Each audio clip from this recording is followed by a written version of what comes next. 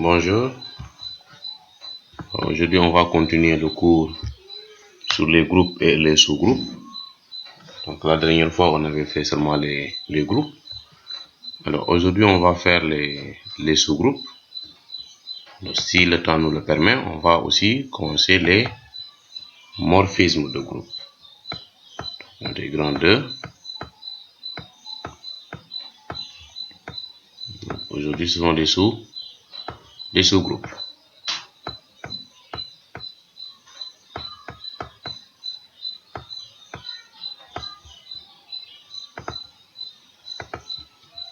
On donne la définition.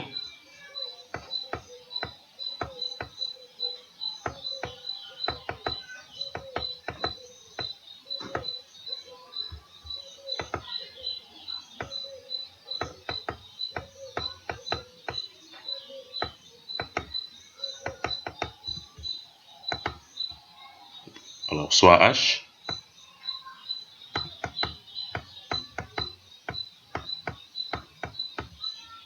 un sous-ensemble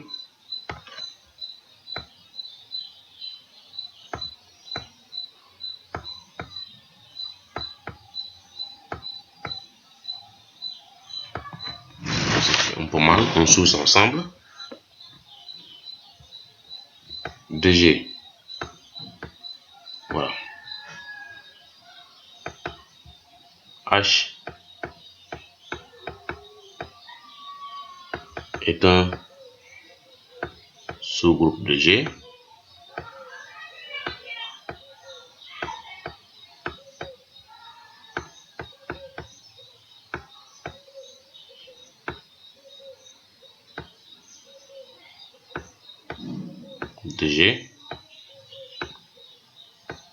muni d'une loi étoile astérisque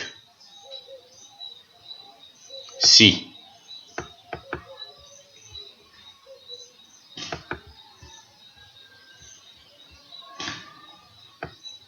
H est non vide, ça veut dire que l'élément neutre doit appartenir à H.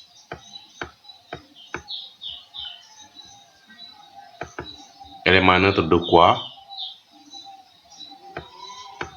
C'est de G, doit être dans H, nous notons par E.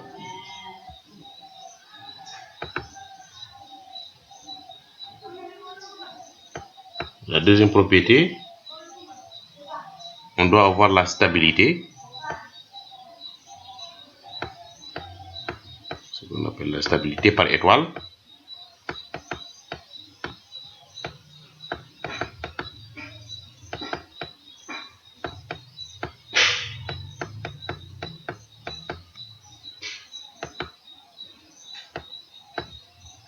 C'est l'étoile du groupe G, en prenant des éléments de H. Autrement dit, quel que soit X et Y que vous prendrez dans H au carré, alors quand vous faites X, vous passez par la loi étoile, Y, vous restez toujours dans H. Ce qu'on appelle la stabilité. Rester dans. Grand N est stable parce que quand vous prenez 1, il appartient à grand N. 2, il appartient à grand N. 1 plus 2, c'est 3, il appartient à grand N. Donc, ce qu'on appelle la stabilité. Rester dans. Élément yi, soo ko jëlee ci benn ensemble, soo defee opération bi ci ensemble bi ngay des. C'est ce qu'on appelle stabilité. La troisième propriété,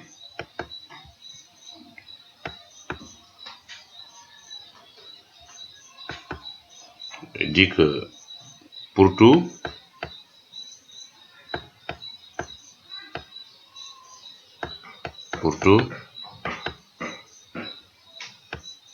X appartenant à H, comprend, on a, quand vous prenez X moins 1, lui aussi doit appartenir à H.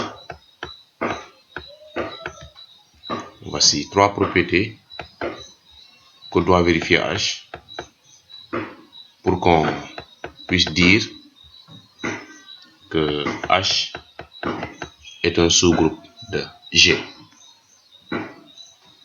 Ce qui est important dans cette définition, c'est de la comprendre, puisque toute la suite dépend de la compréhension de ce qu'on a des sous-groupes. Autrement dit, la première chose que j'ai signalée ici, c'est que l'élément neutre qu'on a noté par E, ça doit être un élément neutre de G. Alors, c'est cet élément neutre de G là, il faut vérifier qu'il est dans H. Ensuite, la deuxième chose, c'est la stabilité. La stabilité, vous prenez deux éléments de H. Maintenant, il faut montrer que lorsqu'on fait une opération à travers ces deux éléments de H, donc via la loi qui est posée dans le groupe, on reste toujours dans H. Ensuite, la dernière, c'est de montrer que si on prend X dans H, alors X moins 1 appartient à H. D'accord? Alors, ce X moins 1 là peut être égal à moins X si la loi est définie additivement. Si la loi est définie multiplicativement, on le note par X moins 1. L'élément neutre, si la loi est additive, c'est 0. Si la loi est multiplicative, c'est 1. Voici des choses qu'il faut vraiment connaître.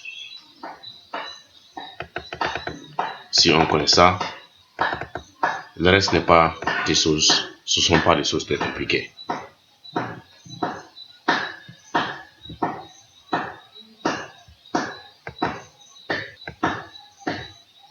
D'accord? C'est pas compliqué.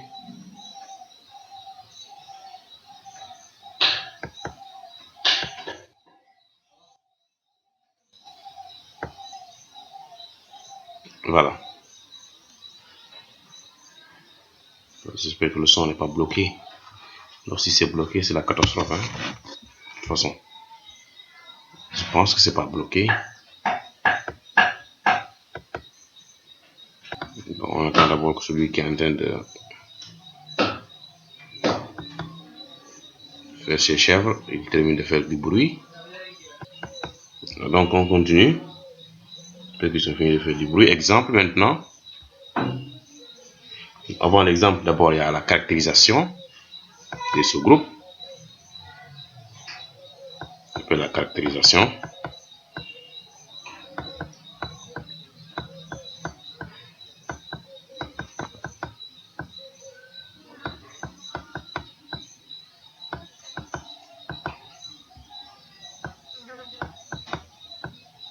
La caractérisation d'un sous-groupe.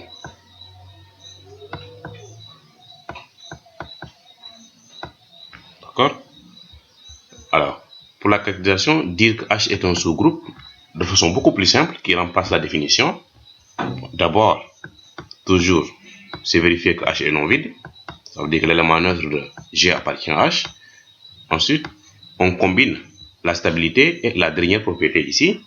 Donc, on aura ici, tout simplement, quand vous prenez quel que soit X et Y, d'accord, qui appartiennent à H au carré. Le couple X, Y appartient à H au carré. D'accord, on est. D'accord, on est X, Y moins 1. Donc, X, Y moins 1 appartient à H. D'accord. Si un sous-ensemble vérifie, d'accord, ces deux propriétés-là, on l'appelle aussi sous-groupe. Ça, c'est de façon beaucoup plus simple. Ce qu'on appelle la caractérisation d'un sous-groupe. D'accord. Ce qu'on appelle la caractérisation d'un sous-groupe. Donc, il faut bien vraiment comprendre ces définitions-là, parce que ces définitions-là, vraiment, tout ce qu'on va faire après va reposer là-dessus. D'accord. Je vous laisse d'abord le temps de contempler ces définitions-là de façon beaucoup plus claire. Donc, je rappelle encore, une fois encore, que l'élément neutre, c'est l'élément neutre de G. Alors, il faut aussi savoir le groupe indispensablement je dois connaître la loi parce que je me xamul loi bi rek du ma dem. Donc ici voilà. Ici j'ai mis x fois y moins 1, mais ça doit être x étoile y moins 1. Donc comme c'est je peux mettre x fois y moins 1, il n'y a pas de problème. Comme c'est la loi multiplicative que ça prend ici dans mes définitions. Voilà.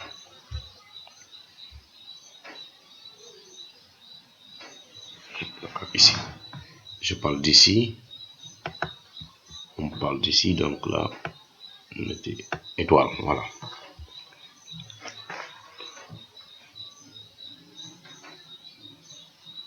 Ok, voici, si vous avez compris, donc on a fait 10 minutes à comprendre ça. Donc si vous avez compris, à autre chose, passer à autre chose si vous avez compris ça. Alors passons aux exemples.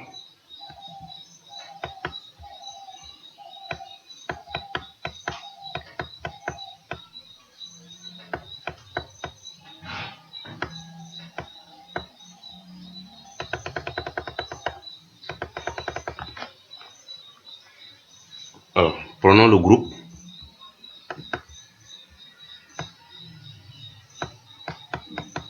Soit le groupe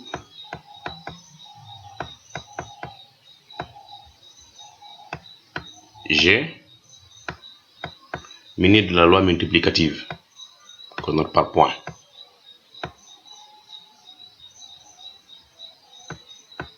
Et H, donc un sous-ensemble de G qui est défini de la sorte. C'est A appartenant à G tel que A à la puissance n est égal à l'élément neutre. Donc, l'élément neutre de G, l'élément neutre de G. Alors, montrons que ça c'est un sous-groupe. D'abord, on commence par le non vide.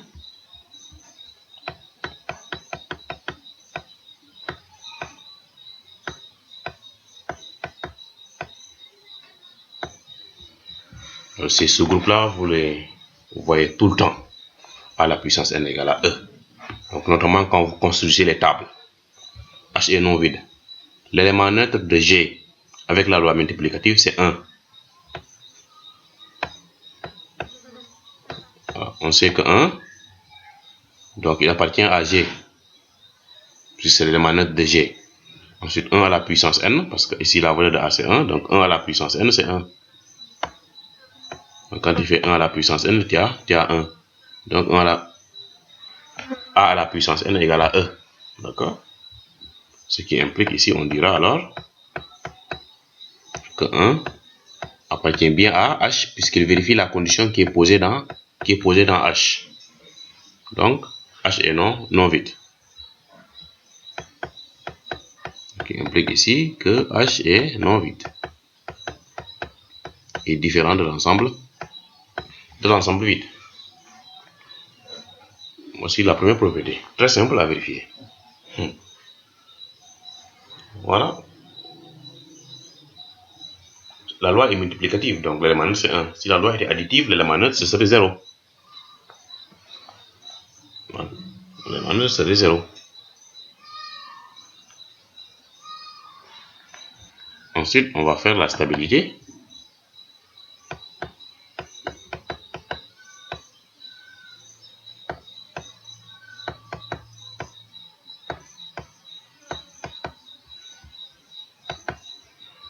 Pour la stabilité, on prend deux éléments, soit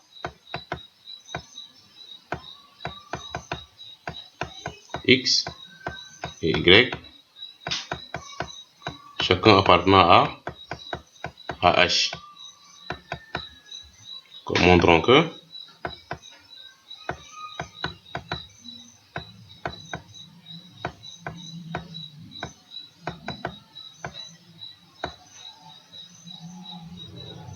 x point y parce que la loi est multiplicative, appartient à AH. Alors, qu'est-ce qu'on a? On a X, il est dans H, non?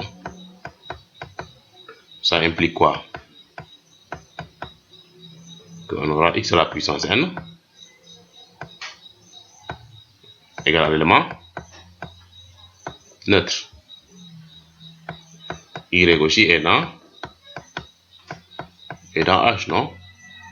Ça implique Y à la puissance N est égal à E, élément neutre. D'accord? Et comme la loi est multiplicative, alors je vais faire X à la puissance N multiplié par Y à la puissance N. Ceci est égal à E fois E, bien point E. D'accord? Alors, comme c'est la multiplication, donc ça fait X point Y, le tout à la puissance A à la puissance N fois B à la puissance N, c'est A fois B le tout à la puissance N, qui est ici égal à E fois E, c'est E. Donc on voit bien que on aura XY à la puissance N, c'est bien égal à E. Donc, dans ce cas-là, on dit que X point Y est bien dans H. Donc, c'est ce qu'on appelle la stabilité par la loi étoile de G.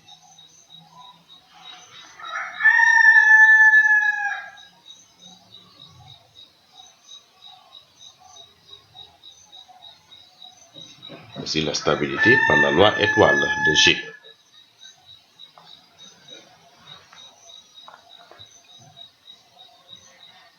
D'accord? Contemplez ça d'abord.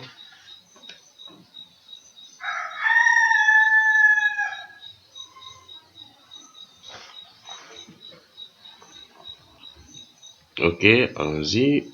Il va nous rester une dernière propriété qu'on va essayer de montrer ici. Alors, la dernière, c'est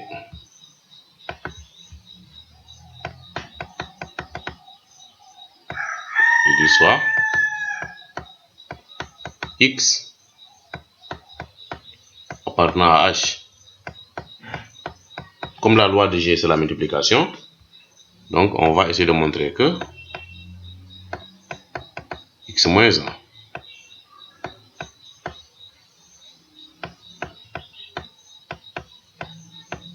appartient à H. Alors, ça c'est très simple à montrer. On a X appartient à H. Ce sont les hypothèses dont on dispose. Ce qui implique que X à la puissance N est égal à E. Ensuite, je lève à la puissance moins 1. C'est X à la puissance N, le tout à la puissance moins 1, égal à E à la puissance moins 1. Alors, comme c'est l'élément neutre, donc A à la puissance N, le tout à la puissance M, je vais interchanger les degrés en mettant donc, je vais mettre ici X à la puissance moins 1 et je vais faire sortir le N égal à E à la puissance moins 1, c'est toujours égal à E parce que c'est l'élément neutre. 1 à la puissance moins 1, c'est 1. 0 à la puissance moins 1, c'est 0, si c'est la loi additive. D'accord? Donc, on voit ici que X à la puissance moins 1 aussi, donc, vérifie la condition qui est posée dans H. Donc, alors, je dirais ici X moins 1 appartient à H, puisqu'elle vérifie la condition qui est posée dans H. Donc, H est un sous-groupe, parce qu'on vient maintenant de vérifier les trois propriétés. Donc, H est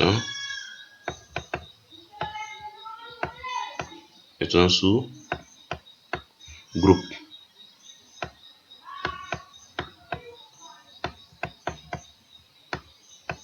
de quoi? De G, minute de la loi multiplicative. D'accord? Donc on voit ici que vraiment connaître l'élément de G est indispensable. Connaître pour mettre ici la puissance n égale à 1. Si tu vois. D'accord? Connaître l'élément de G est important. Ensuite, connaître la loi est important. Connaître la manière dont la loi est définie est très important. Donc, j'espère que vous avez eu à faire des exercices là-dessus au niveau du premier cours sur les groupes. D'accord? Connaître ces deux-là vraiment est très important. Donc ça, c'était la première partie. Alors la deuxième partie, pour vous entraîner un peu, prenez les exercices d'application, à rendre au niveau du forum de partage.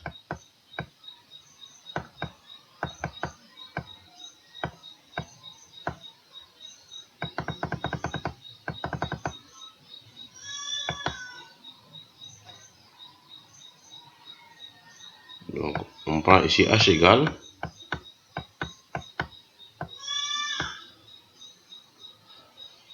x égale tout élément peut se décomposer sous la forme de A plus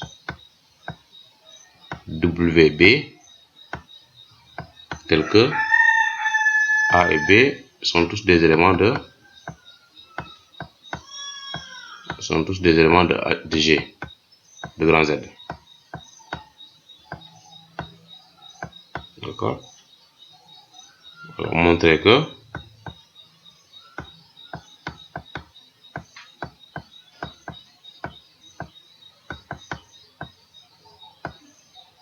H est un sous-groupe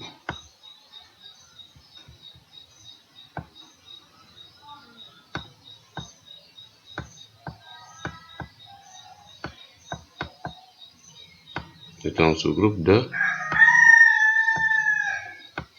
l'ensemble des complexes, mais seulement c'est minute la loi additive. D'accord? Donc, connaître l'élément neutre, connaître la loi. Ici, elle est additive. Exercice 2.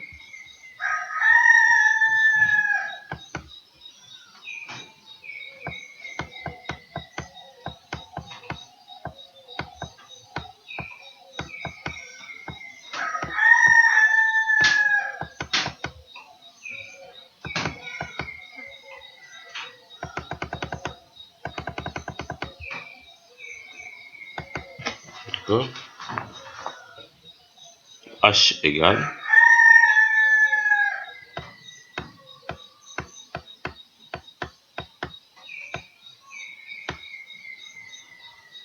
donc tout élément X peut se décomposer sous la forme de A B-1. Donc si vous pouvez aussi utiliser la caractérisation, vous l'utilisez directement. Bon, la caractérisation, je pense que vous pouvez l'utiliser très simplement au niveau de l'exercice 1. Très simplement, mais quand vous ne trouvez pas, je vais vous montrer comment on utilise la caractérisation au niveau de l'exercice 1. C'est un exemple très très facile avec la caractérisation. Celui aussi qui ne trouve pas la caractérisation, chapeau. D'accord? Ici A, B, ce sont des éléments de R, ensemble de réel.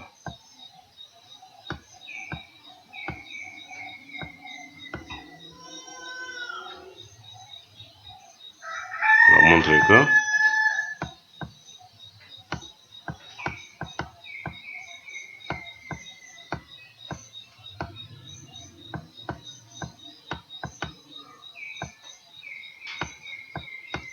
H est un sous-groupe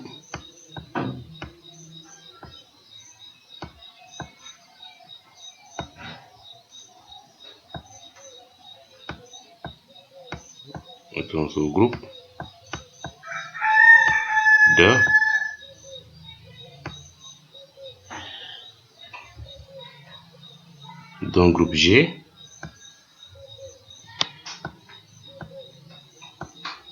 muni de la loi multiplicative étoile.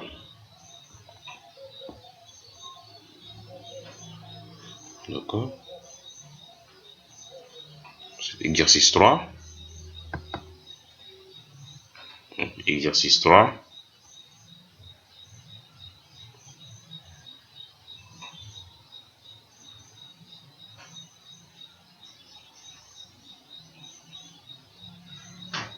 Alors, exercice 3.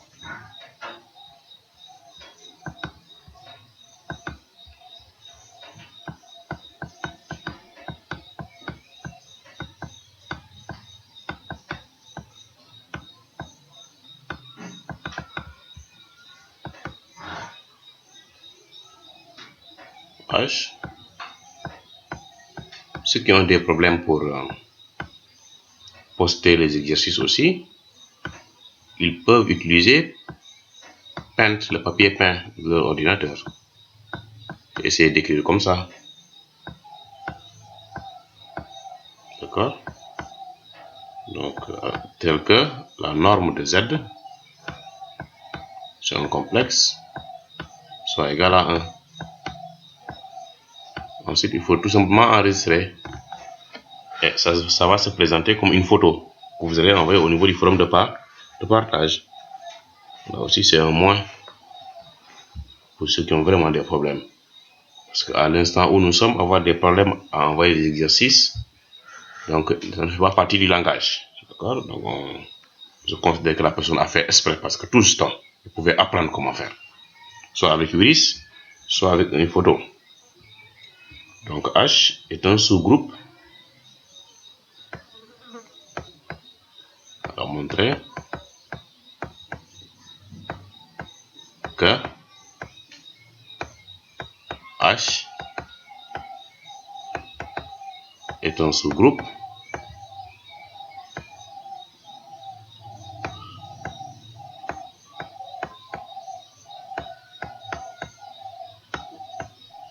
de quoi même? De l'ensemble des complexes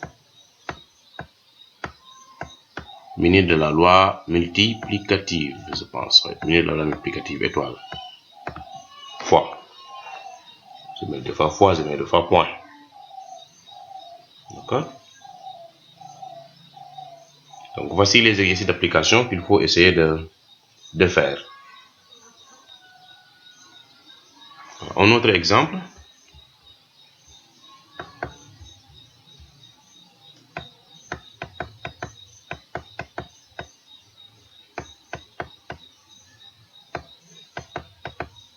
Donc, c'est les sous-groupes. On va essayer de faire les sous-groupes de l'ensemble Z. Donc, on a tellement fait. Maintenant, on va voir comment on les obtient. Des tables par-ci, par-là. On en a tellement fait. Alors, pour ceci, je vous pose la question. Donc, soit H égale.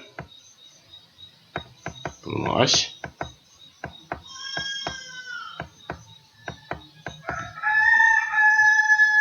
Donc, je définis ça par NZ. Comme ça. N fois l'ensemble Z. Qui est défini par.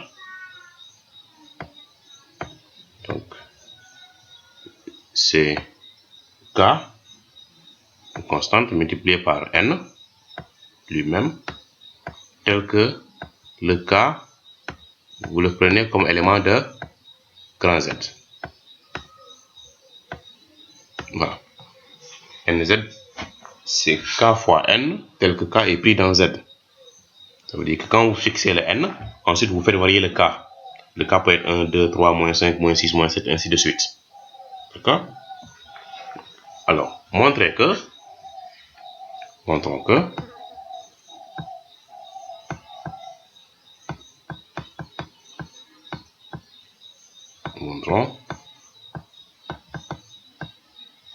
que H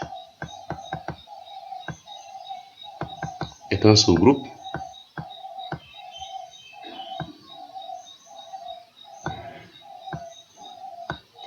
vraiment on est en train de faire de l'algèbre. Est un sous-groupe de Z, de l'ensemble Z en question, muni de la loi additive. de la loi additive.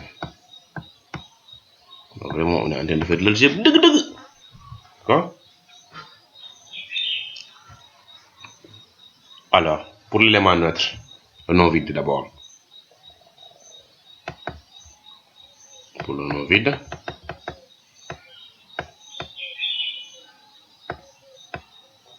on est en train de se plonger dans la profondeur de l'algèbre maintenant. Ku ñemewu rek nga des ci touche bi. Ouais, mais ku ñeme rek ka ñu dem kon. Donc non vide. Alors l'élément neutre, la loi de Z, elle est additive. La loi de Z. Celui-là. Donc l'élément neutre, c'est 0. On va prendre le 0. On a.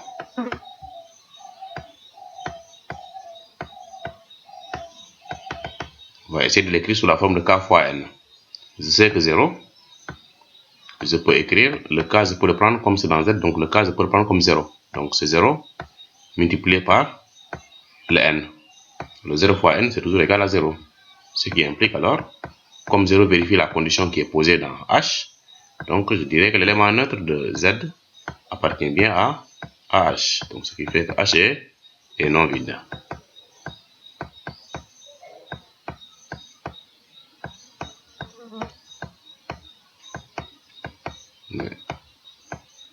Donc ne pensez pas que les choses sont...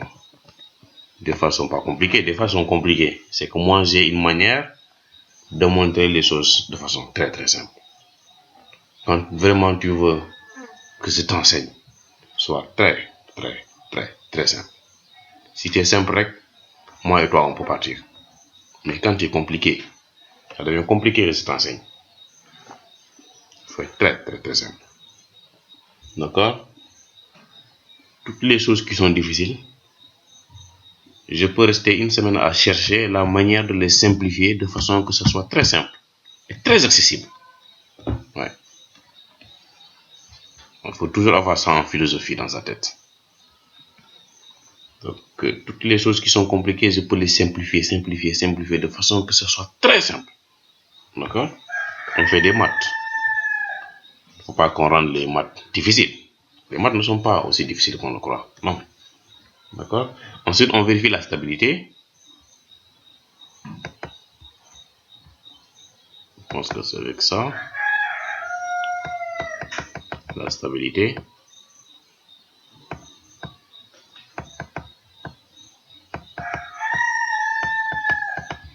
Alors, pour la stabilité, on prend deux éléments. Bon, moi des fois, j'oublie la caractérisation, c'est pas grave. Deux éléments. Donc, soit, des fois, des fois, il faut appliquer, appliquer quand même. Soit,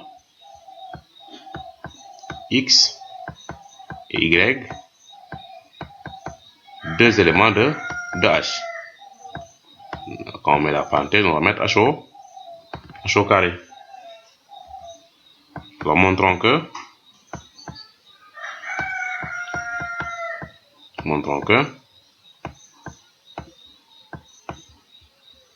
quand on fait X, la loi c'est quoi? C'est plus 1. Donc X plus Y, c'est quelque chose qui sera dans H.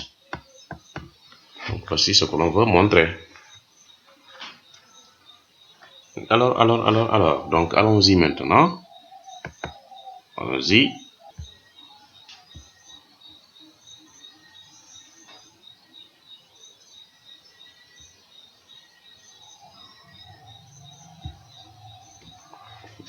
J'ai l'impression que ce n'est pas en train d'enregistrer le... J'ai l'impression que c'est l'audio qu'on est en train d'enregistrer. D'accord? L'élément neutre.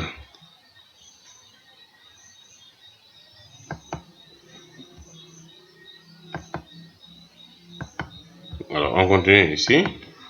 Donc, on avait X.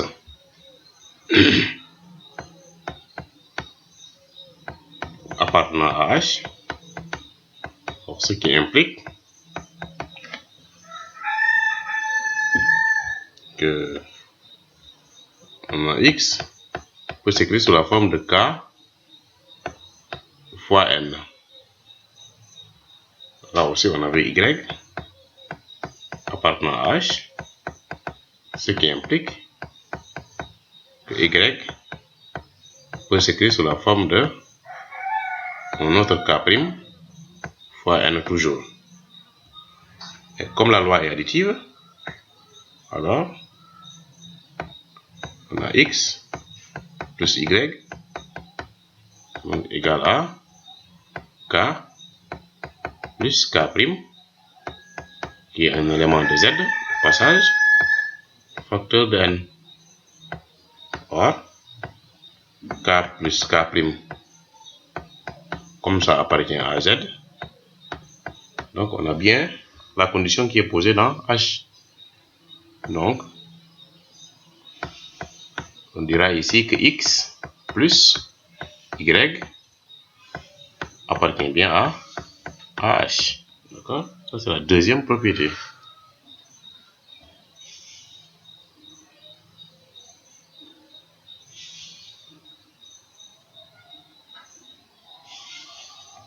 Ça, c'est la deuxième propriété. Voilà.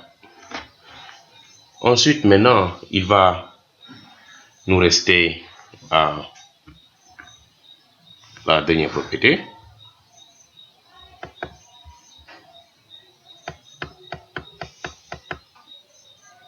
Alors, je dis soit X appartenant à H. Comme la loi est additive, je vais dire montrons que l'opposé, la symétrique quoi. Donc moins X appartient aussi à H. Très simple à montrer. Celle-là. Donc comme X il appartient à H, ceci implique qu'on peut dire que X s'écrit sous la forme de K fois N. Alors, quand je multiplie par moins, donc j'aurai moins X est égal à moins K, je prends le moins K ici, multiplié par N. Or, le moins K, ça appartient à Z. Si K appartient à Z, moins K aussi appartient à Z. Donc, ce qui implique ici finalement que le moins X est bien un élément de H. Donc, H est un sous-groupe. Est un sous-groupe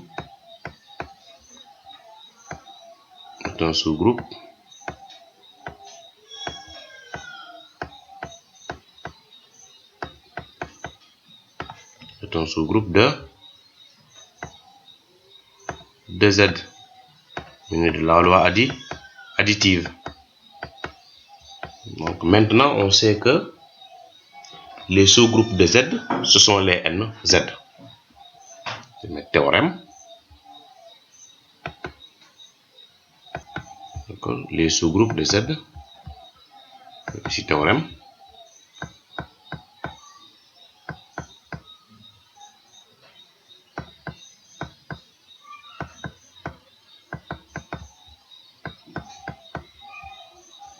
Les sous-groupes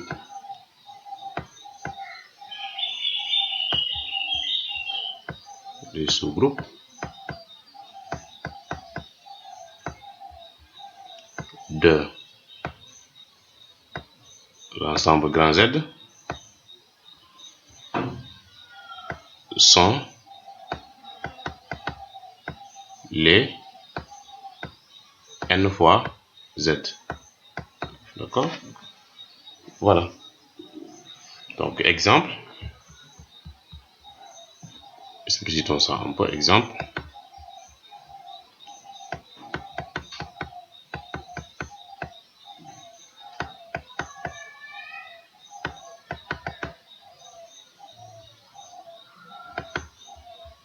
Donc, explicitons.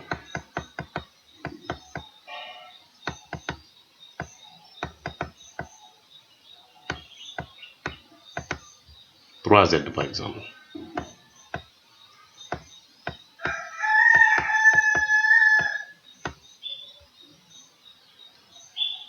N égale à 3. Si K égale à 0, c'est 0. 3 fois 0. Si k égale à 1, c'est 3. Si k égale à moins 1, c'est moins 3. Si k égale à 2, c'est 6. Si k égale à moins 2, c'est moins 6. Et ainsi de suite.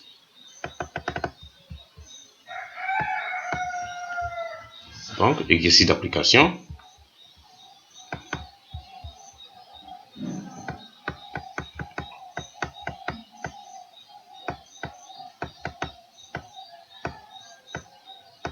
Exercice d'application.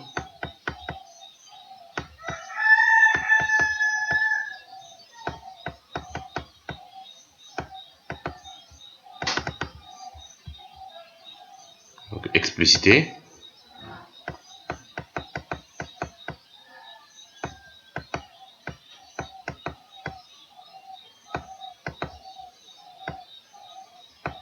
Z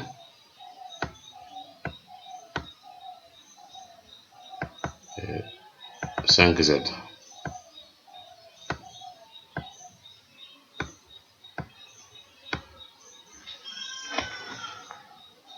D'accord, 8Z et 5Z.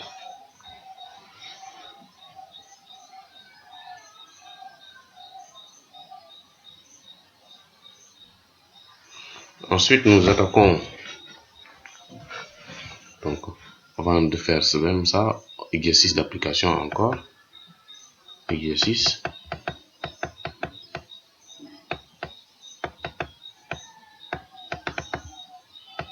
Montrer que l'intersection de deux sous-groupes est un sous-groupe.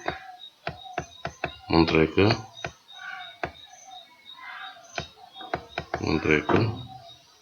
l'intersection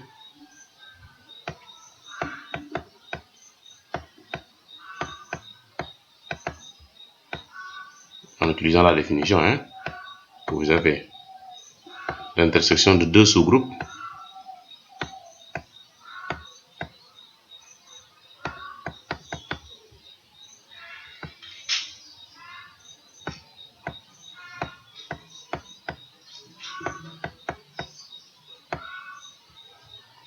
est un sous-groupe.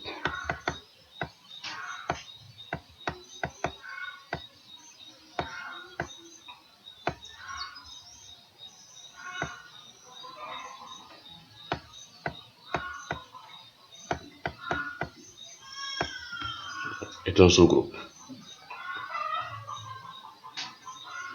D'accord?